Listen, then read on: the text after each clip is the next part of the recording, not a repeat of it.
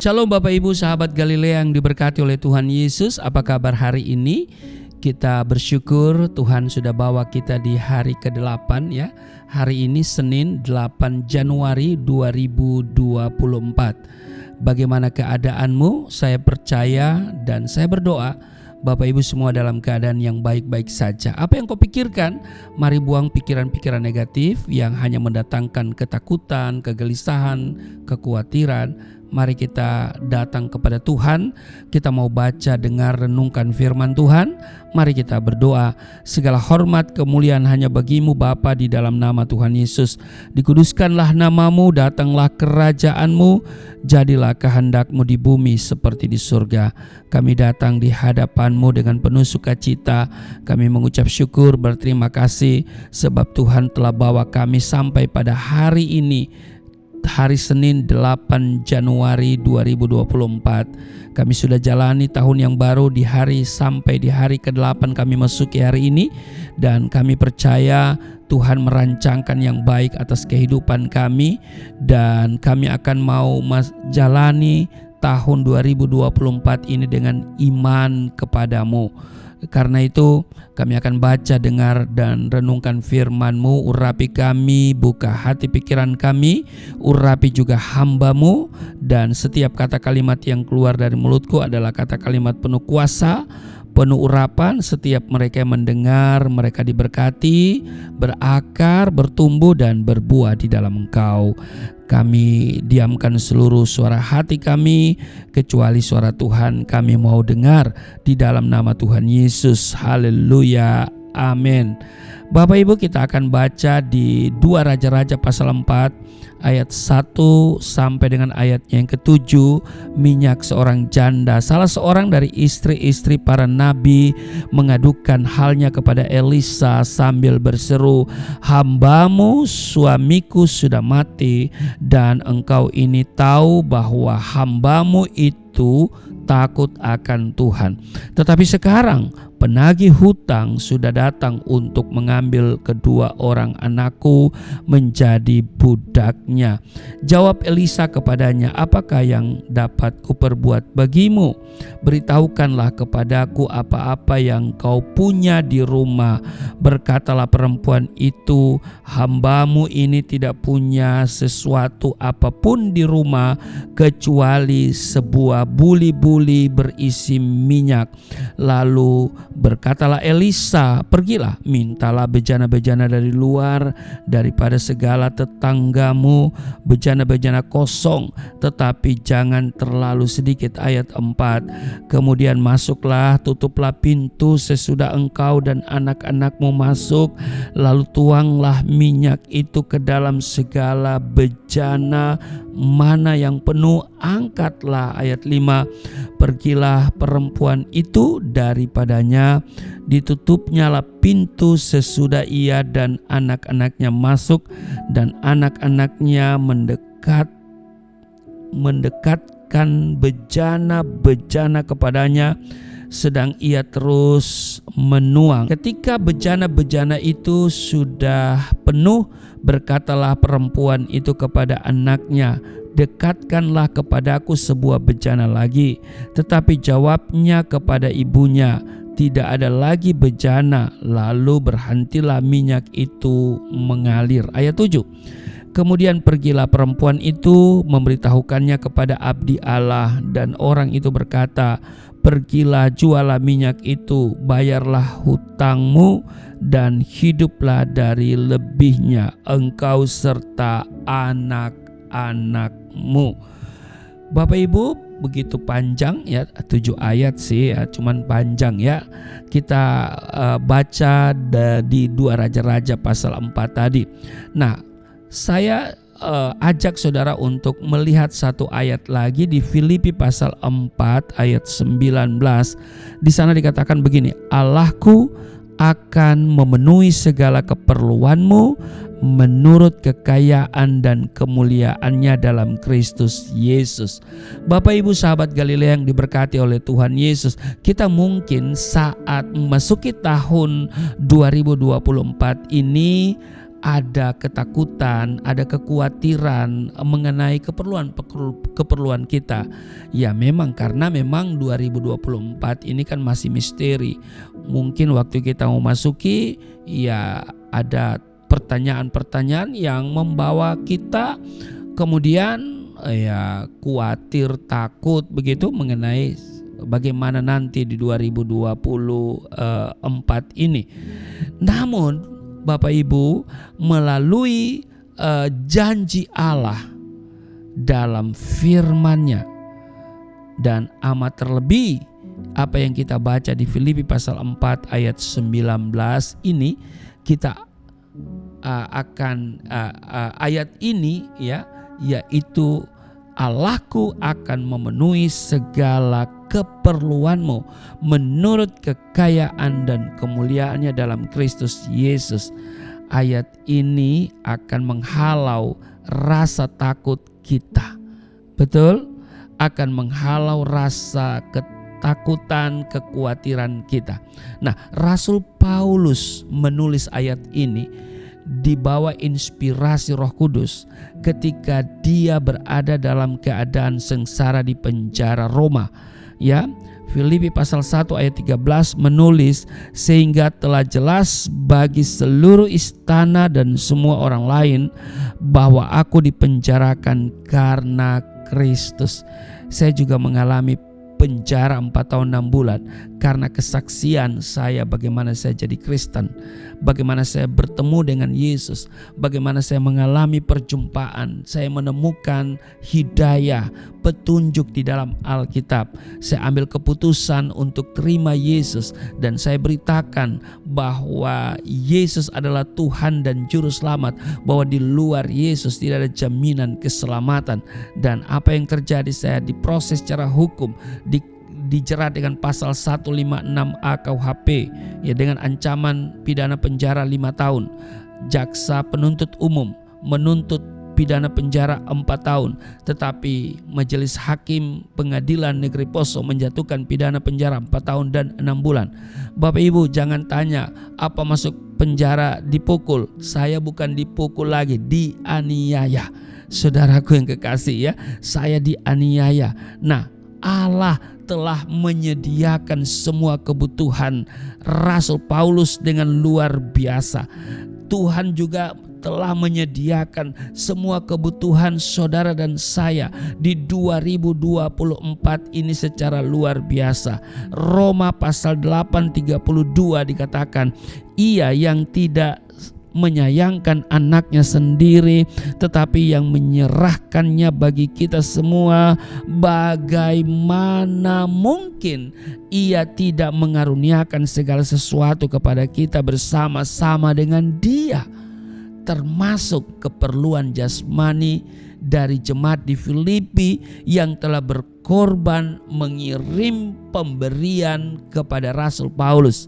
Nah, kita akan terus membaca. Saya akan bacakan di dalam Filipi pasal 4 ini ya, Filipi pasal 4 pada ayatnya yang ke-14 sampai dengan ayatnya yang ke-18.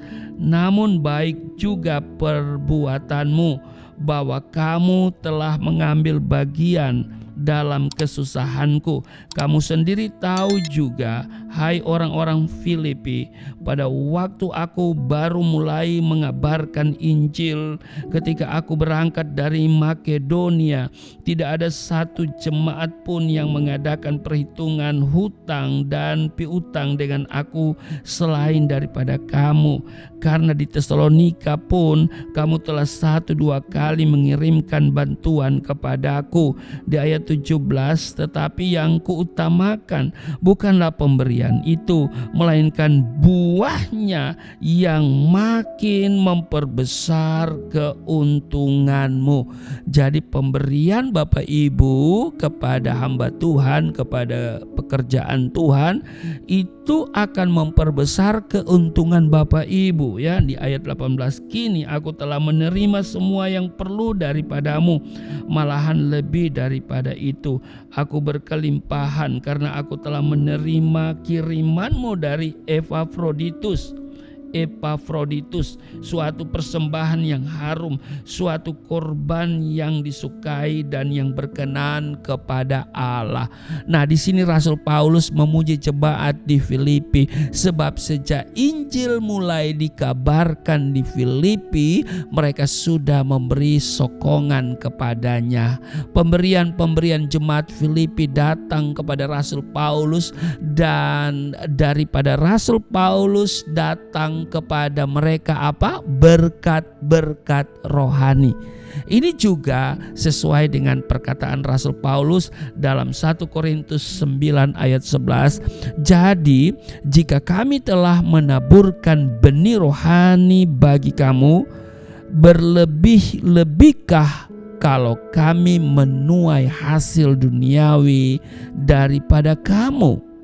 Jemaat di Filipi mengadakan hutang piutang dengan Paulus, yaitu pemberian jasmani menuai pemberian rohani.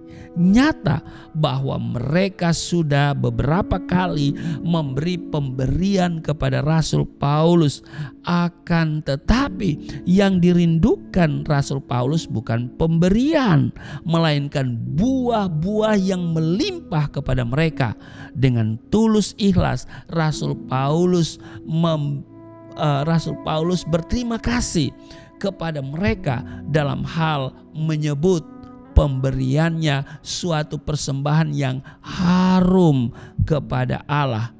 Nah, pertanyaannya adalah, apakah akibat segala kebajikan orang-orang Filipi? Ya kan?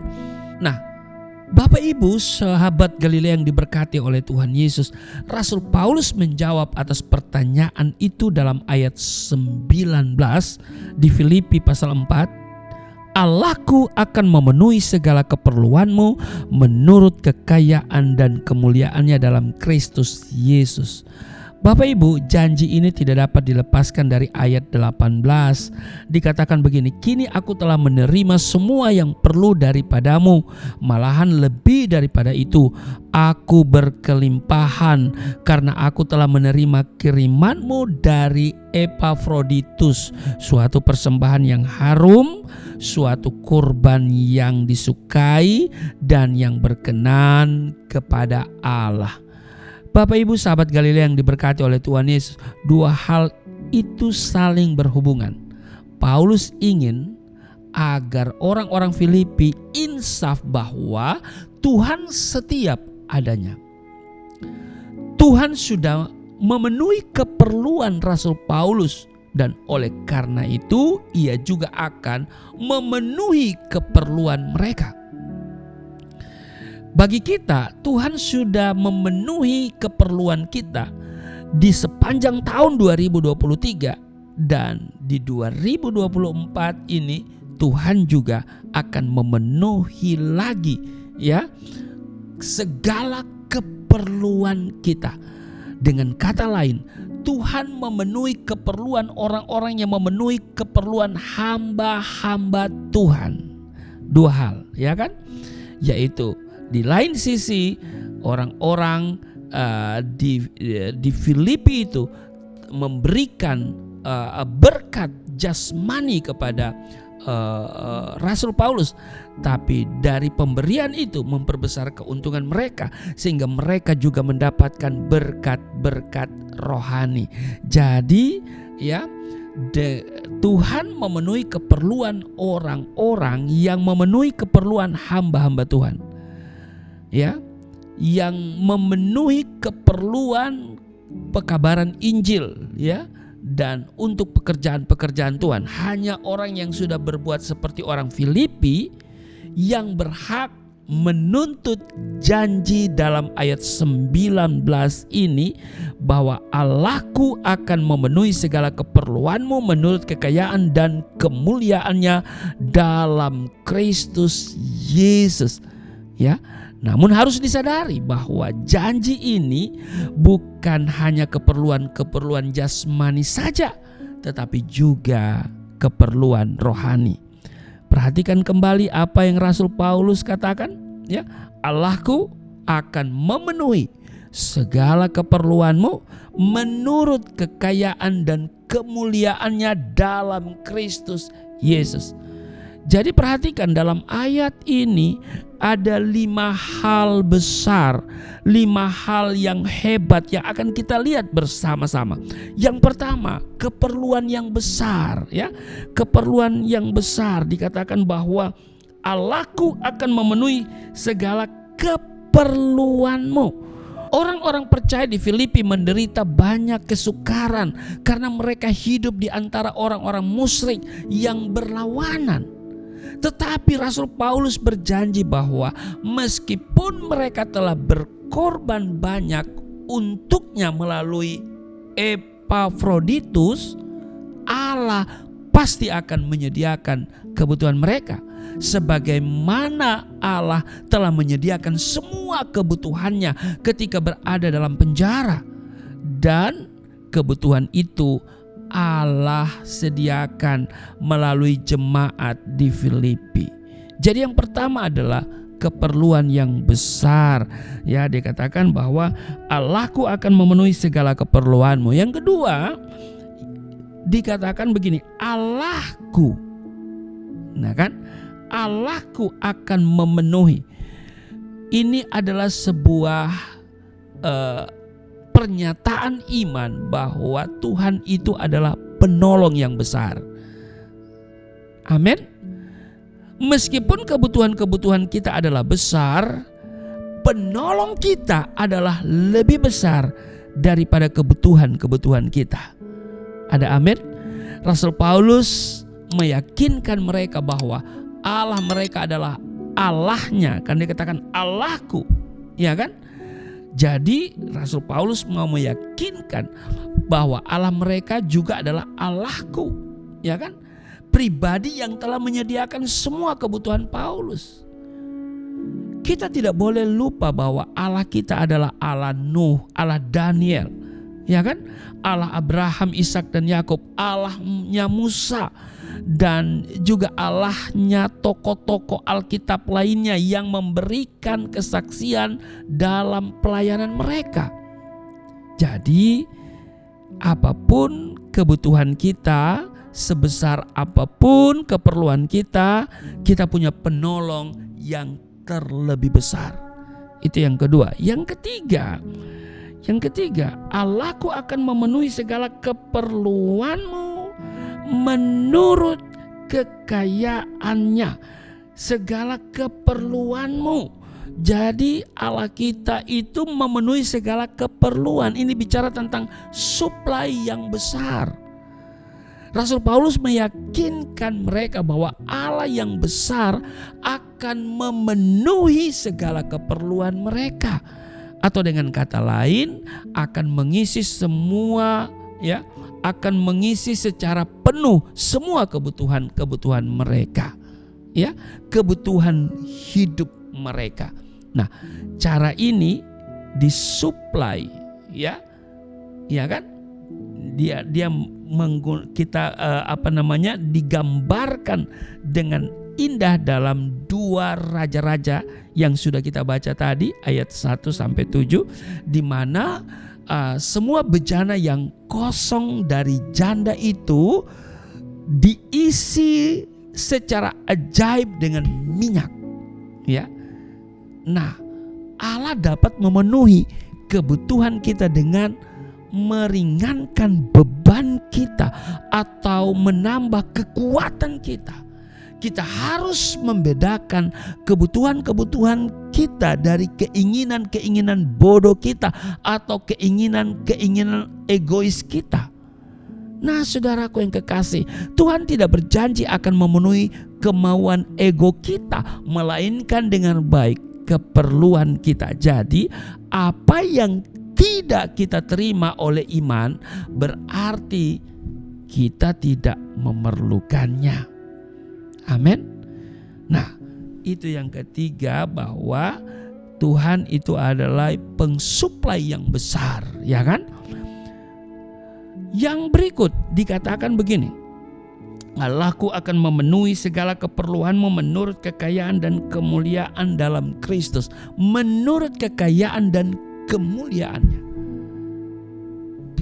Saudara, alasan mengapa Allah memenuhi kebutuhan kita dengan berlimpah-limpah adalah karena hal itu menurut kekayaannya dalam kemuliaan.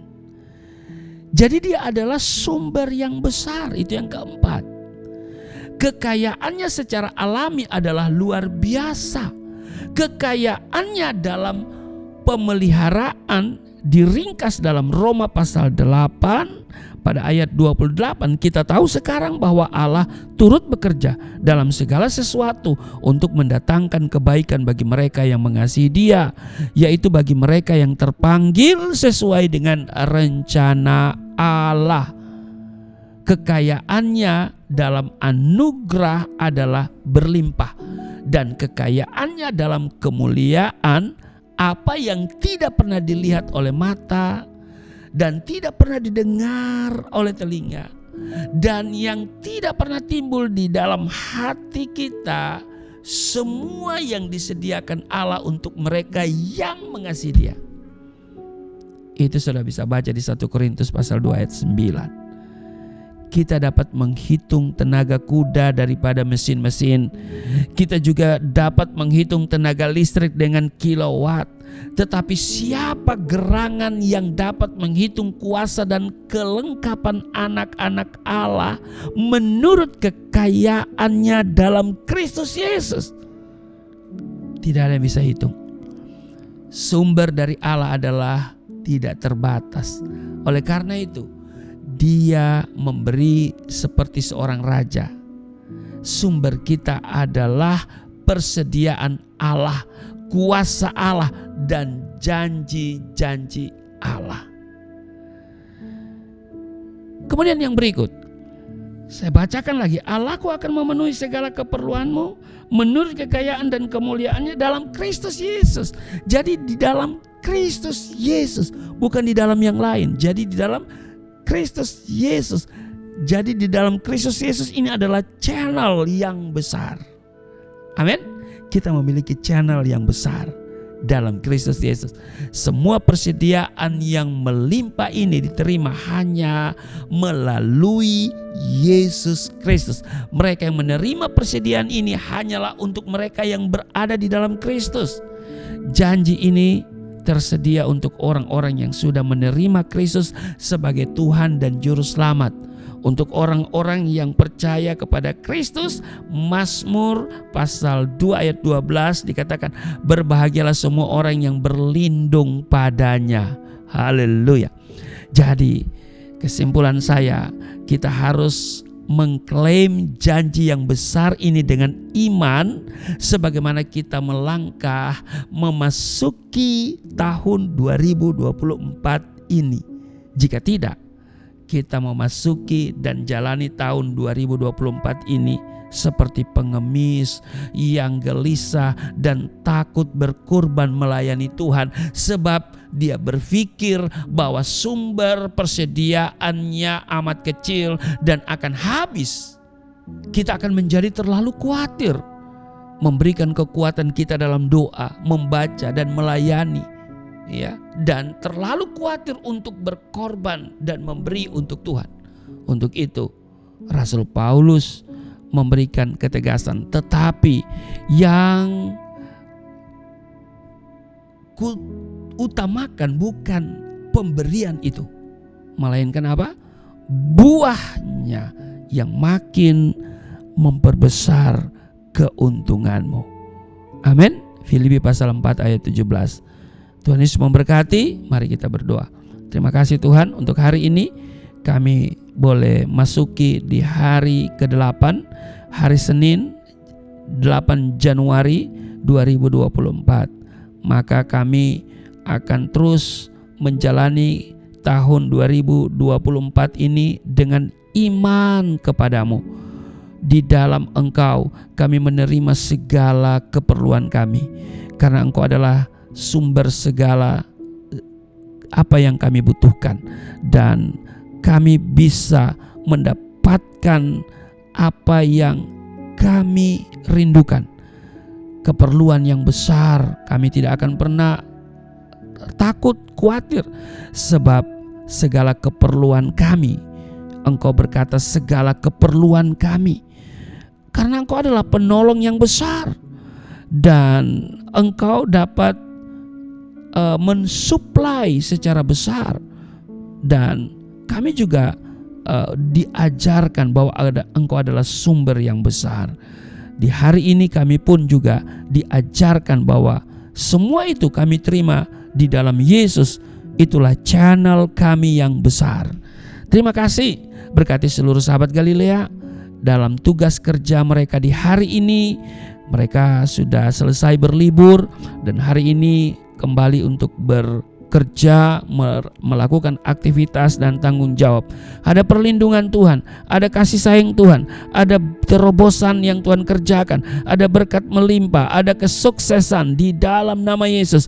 Kami semua terpelihara, tidak sakit, tidak kekurangan di dalam nama Tuhan Yesus. Haleluya. Amin.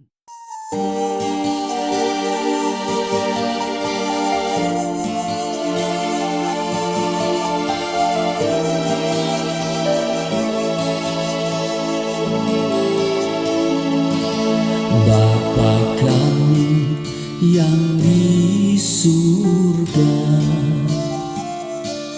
dimuliakanlah nama-Mu.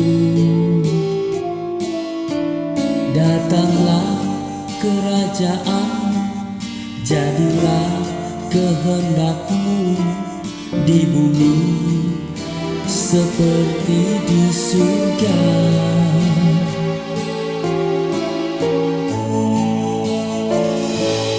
Berikanlah kepada